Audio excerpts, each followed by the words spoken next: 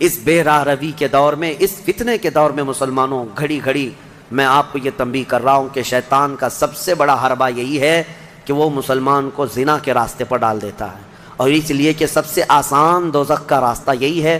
ہر مرد اور ہر عورت کے اندر خواہشات ہیں، ہر مرد ہر عورت کے اندر نفس ہے، اور وہ اس کام میں آسانی سے آ جاتا ہے۔ میں سمجھتا ہوں پوری دنیا میں الحمدللہ سب سے زیادہ زنا پر کنٹرول اگر کوئی کرتا ہے تو میرے مصطفیٰ کا غلام ہی ہو سکتا ہے مسلمانوں کے اندر، الحمدللہ۔ ہاں، جو بے راہ رو ہو چکے ہیں، جو بھٹک چکے ہیں راستہ، اور جن کو اپنے نبی پاک سے کوئی واسطہ ہی نہیں، میرا ان سے کوئی کلام بھی نہیں، میرا ان سے کوئی خطاب بھی نہیں، میں سمجھتا ہوں دنیا میں، ارے وہ کرسچین جو میری کی قسم کھاتے ہیں اور پتہ نہیں کرسمس میں کتنی میریوں کی عزت لوٹ لیتے ہیں، ہاں، پاکیزہ مریم کی قسم کھاتے ہیں نا، ہاں، وہ جو ہے میری، حضرت بی بی مریم کو کہتے ہیں جو سب سے پاکیزہ عورت ہے۔ اگر سب سے پاکیزہ خاتون پر ان کا ایمان ہے تو پھر یہ کرسمس میں ہوتا کیا ہے؟ پتہ نہیں کتنی عورتیں اس دن زنا کی شکار ہو جاتی ہیں۔ تو یہ میری کی قسم اٹھانے والے ہی میریوں کو لوٹ لیتے ہیں۔ اسلام یہ نہیں ہے۔ اسلام میں نہ مسلمان خاتون کو نہ ہی غیر مسلم خاتون کو تمہیں نظر بھر کر کے دیکھنے کی اجازت ہے۔ ہاں، اگر کوئی بھٹک گیا ہے تو اسلامی حکم پر نہیں چل رہا ہے، لیکن اگر اسلام پر چل رہا ہے تو میں دعوے کے ساتھ کہہ سکتا ہوں، دعوے کے ساتھ، پوری دنیا میں اس مرض پر سب سے بہترین کنٹرولنگ کا راستہ کسی کا ہے تو وہ محمد رسول اللہ کا ہے، میرے آقا صلی اللہ علیہ وسلم۔ میرے عزیزو، اس سے بچنے کے لیے ہی تو میرے آقا نے فرمایا کہ شادی کر لو، نکاح کر لو، نکاح کو آسان بناؤ تاکہ زنا کرنا مشکل ہو جائے۔ اور میں نے اس سے قبل بھی کہا تھا کہ جوان ہو جائے کوئی لڑکی تو اسے جلد سے جلد نکاح کر کے دے دو، اور اگر کوئی جوان لڑکا ہے خواہش ہے نکاح کی تو اس کے لیے زیادہ دیر انتظار نہ کرو۔ اگر گناہ میں پڑنے کا اندیشہ ہے، نکاح کیا ہے؟ سنت ہے نا میرے مصطفیٰ کی، النکاح من سنتی، حدیث پر سنتے ہوں گے آپ خطبہ نکاح میں بھی، حضور نے فرمایا نکاح میری سنت ہے، یہی سنا نا آپ نے۔ لیکن شریعت کا حکم یہ ہے کہ وہ مرد جس کو گناہوں میں پڑنے کا اندیشہ ہے اس کے لیے نکاح سنت نہیں، نکاح فرض ہے۔ اب جتنی تاخیر کرے گا اتنا اس پر گناہ بڑھتا جائے گا، اس لیے فضول اور بے حیائی کے کاموں میں پڑنے سے تو بہتر ہے کہ حلال راستے پر چلا جائے۔ اللہ کریم ہم سب کو کہنے سننے سے زیادہ عمل کی توفیق عطا فرمائے۔ اس سورہ نور میں جو ایک بہت بڑا عظیم واقعہ تھا اس کو میں کہہ نہ پایا، سیدہ ام المومنین طیبہ طاہرہ عائشہ صدیقہ رضی اللہ تعالیٰ عنہ میرے آقا کی رفیقہ حیات، بلکہ وہ محبوبہ رسول تھیں، ان پر ایک الزام لگایا تھا منافقین نے، اس کا دفاع کیا میرا مولا، اور آیت نازل فرمایا شان عائشہ میں، صدیقہ طاہرہ کی شان میں آیت نازل ہوئی۔ ہوا یہ تھا کہ ایک جنگ سے حضور واپس آ رہے تھے، جنگ غزوہ بنو مصطلق، وہاں سے واپسی میں حضرت عائشہ بھی اس سفر میں حضور کے ساتھ تھیں۔ رات کا وقت تھا، ایک جگہ قافلہ رک گیا تو قافلہ جب رکتا تھا تو اونٹ کے اوپر جو کجاوا ایک جو ہے حجرے کی طرح بنا دیا جاتا، جھونپڑی بنا دی جاتی تھی جو ام المومنین کے لیے ہوتی تھی، حضور کی ازواج مطہرات پردے میں جاتی تھیں، وہ اٹھا کر کے زمین پر رکھ دیا۔ حضرت عائشہ کی عمر بھی چھوٹی تھی، کم عمر کی تھی، تو وہ بڑی ہلکی بھی تھیں، جو صحابہ اٹھاتے تھے اٹھا کر کے رکھ دیتے تھے۔ رات کا وقت تھا اور وہ وہاں پر سو گئیں، کجاوے سے باہر نکل کر کے سوئیں۔ پھر ہوا یہ کہ قافلہ چل پڑا، حضرت عائشہ صدیقہ وہیں رہ گئیں۔ وہ کجاوا اٹھا کر کے جو صحابہ تھے انہوں نے اونٹ پر رکھ دیا، اور یہ سوچا کہ اس میں ام المومنین ہیں، سو رہی ہوں گی، اٹھا کر کے اونٹ پر رکھ دیا، باندھ دیا اور اونٹ چل پڑا، جبکہ ام المومنین کہیں اور سوئی ہوئی تھی۔ یہ رہ گئی بات۔ اب قافلہ مدینے کی طرف رواں دواں تھا، پیچھے سے قانون یہ تھا قافلے میں، ایک صحابی بہت پیچھے چلتے تھے کہ قافلے سے چھوٹا ہوا کوئی سامان ہو تو وہ اٹھا کر کے لے کے آ جاتے تھے، کسی کا کچھ بھی رہ جاتا تو وہ حضرت صفوان ایک صحابی تھے، وہ پیچھے چلے آ رہے تھے، انہوں نے دیکھا ام المومنین عائشہ صدیقہ اکیلی تھی، انہوں نے دیکھتے ہی کہا یہ کیا ہے، انا للہ و انا الیہ راجعون، کیا ہوا ہے؟ انہوں نے اپنا چہرہ پھیر لیا اور ام المومنین نے پردہ کر لیا۔ ام المومنین کہنے لگیں کہ قافلہ چلا گیا اور میں رہ گئی، نیند میں تھی۔ انہوں نے کہا ان کے ساتھ جو اونٹنی تھی اس پر ام المومنین کو سوار کیا اور نکیل پکڑ کر کے چلتے رہے۔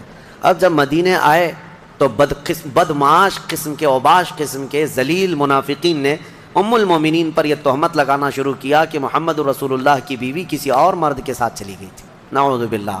حضرت عائشہ ان کے ساتھ چلی گئی تھی، قافلے سے الگ آئی ہیں، یہ بہت بھدا الزام۔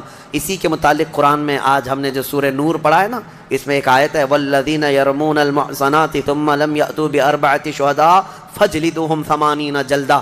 اللہ فرماتا ہے جو مومنہ عورتوں پر الزام لگاتے ہیں، تہمت لگاتے ہیں، اور اگر 4 گواہ نہیں لا پائیں گے تو حکم شرع یہ ہے کہ 80 کوڑے مارو ایسے آدمی کو جو تہمت لگایا، اور پھر فرمایا کہ زندگی بھر پھر کبھی اس کی گواہی قبول نہیں کی جائے گی، وہ مردود الشہادہ ہے، اس کی کوئی گواہی نہیں قبول کی جائے گی جو تہمت لگاتا ہے۔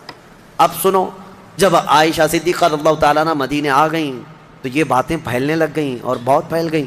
نبی پاک صلی اللہ علیہ وسلم کو بتایا گیا کہ ایسی ایسی باتیں آپ کی زوجہ کے متعلق ہیں۔ حضور پاک صلی اللہ علیہ وسلم حضرت عائشہ کے پاس آئے، پوچھے عائشہ یہ کیا میں سن رہا ہوں؟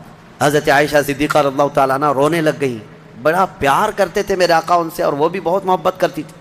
حضور پاک صلی اللہ علیہ وسلم نے پھر ہوا یہ کہ حضرت عائشہ سے بات کرنا بھی چھوڑ دیا حضور نے، کہ میں اس وقت تک انتظار کروں گا جب اللہ تعالیٰ کا حکم آ جائے۔ اب یہ ام المومنین کے لیے کتنا ڈیفیکلٹ اور کتنا سخت مرحلہ ہوگا کہ کائنات کے آقا و مولا جن کی وہ زوجہ ہیں وہ بات نہیں کر رہے ہیں اور گھر پہ نہیں آ رہے ہیں۔ تو حضرت عائشہ اپنے مائکے چلی گئیں حضرت ابوبکر صدیق کے گھر، تو حضرت ابوبکر صدیق بھی بات نہیں کر رہے ہیں، پتہ نہیں کیا ہوا، لیکن معاملہ کچھ بھی نہیں تھا۔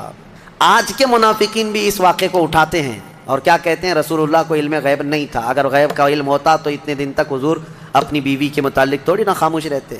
اس وقت کے منافق تہمت عائشہ صدیقہ پہ لگا رہے تھے، آج کے منافق جو ہے حضور پاک پر یہ تہمت لگاتے ہیں علم غیب نہیں تھا۔ سنو، میں دونوں مسئلے حل کرتا ہوں، اس کا حل بتاتا ہوں۔ یہ صحابہ کا بڑا امتحان تھا، 1 مہینے تک یہ معاملہ چلتا رہا مدینے میں۔ حضرت عمر فاروق رضی اللہ تعالیٰ عنہ کو حضور نے بلایا، ایک باری باری ہر ایک سے پوچھنے لگے۔ حضرت عمر سے پوچھا تمہارا کیا خیال ہے عائشہ کے بارے میں، یہ جو تہمت لگائی گئی ہے، یہ جو افواہ ہے۔ حضرت عمر نے کیا ایمان کا جواب دیا، کہتے ہیں یا رسول اللہ صلی اللہ علیہ وسلم، رب ذوالجلال آپ کے جسم پر مکھی بیٹھنے نہیں دیتا، اگر عائشہ ناپاک ہوتی تو آپ کے گھر کے لیے کیسے قبول کرتا؟ نکاح تو اللہ نے فرمایا آپ کا، اور کوئی ناپاک عورت آپ کی اہل میں آ کیسے سکتی ہے، وہ اہل بیت ہے۔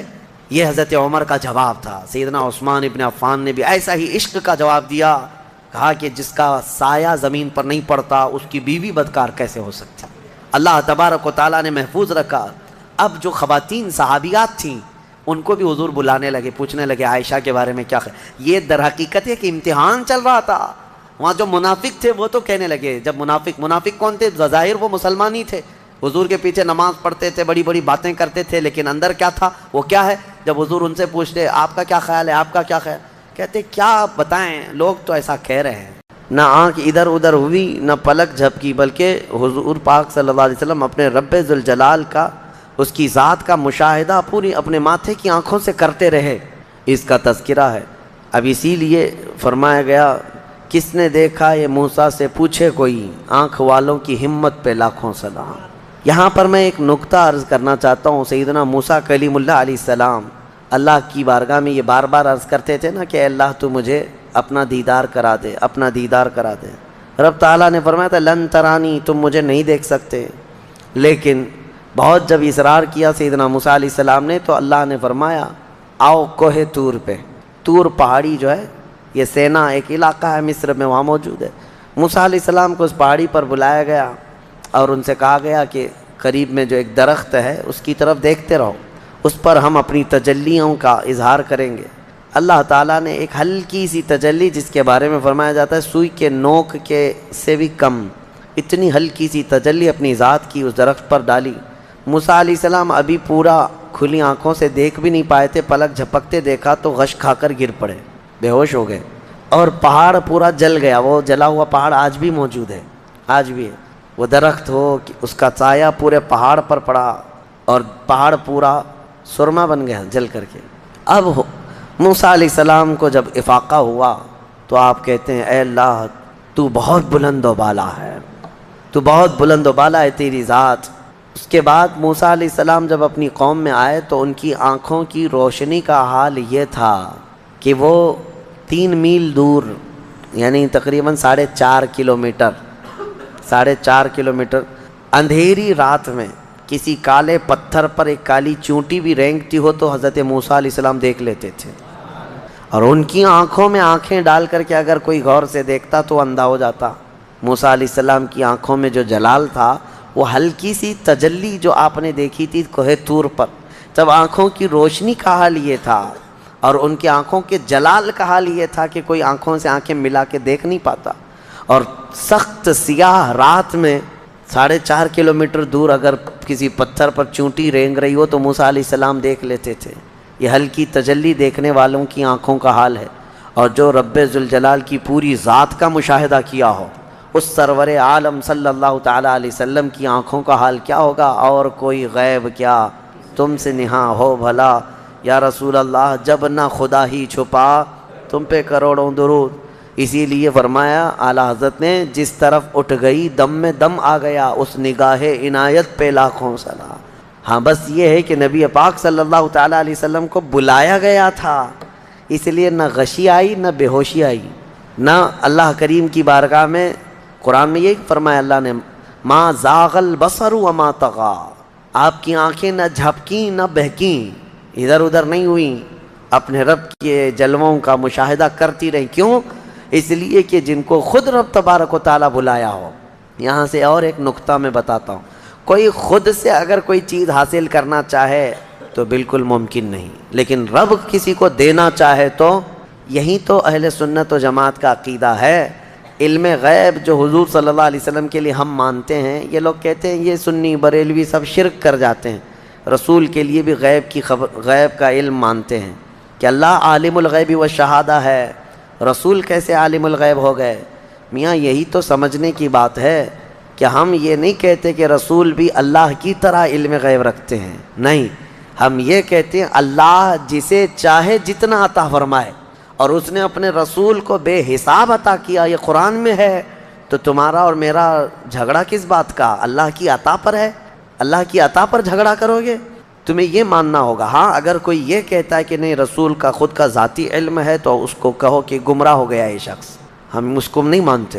رسول پاک صلی اللہ علیہ وسلم کو ہو یا دنیا میں کسی بھی شخص کے بارے میں تم اگر یہ مانتے ہو کہ اس کی خود کی حاصل کی بھی طاقت ہے، ہم اس شخص کو کہتے ہیں کہ یہ شرک کی طرف جا رہا ہے۔